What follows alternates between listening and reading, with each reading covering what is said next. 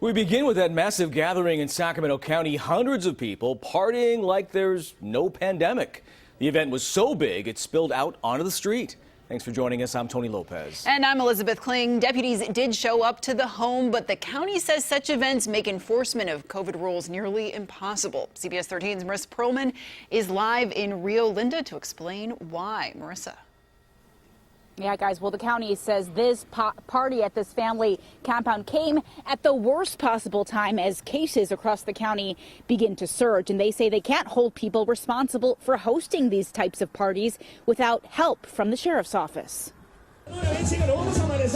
Hundreds of people dancing almost on top of each other. Live music blasting on this gated property off Elkhorn Boulevard.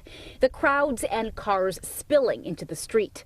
Neighbors say this property has hosted parties every few weeks since the pandemic started. And they've had them before, but it's okay.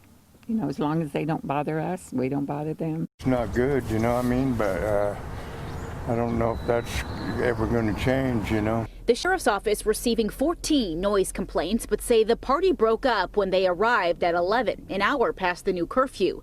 Today, people go in and out of the house here. We spoke to one woman who says she lives here. People want to talk about the COVID. Well, guess what? Newsom didn't do the COVID, so we did for an hour. So what? It's done. Others at the house had little to say about the large crowd on Saturday night. Oh, the party? I don't know nothing about the party. But the county health department had a lot to say. It's guaranteed to be a super spreader. They were not wearing masks. They were not socially distanced. They were piled on top of each other. How much of an impact this party will make on COVID in the county will be measured over the next few weeks. But how do you hold someone accountable for hosting this event? Sacramento County Health Services Director Dr. Peter Bielenson calls it impossible to enforce the curfew or hold those who hosted the party responsible without any help from the sheriff's office. This is really tailor-made for the sheriff's department, and it's really unfortunate that they're not participating.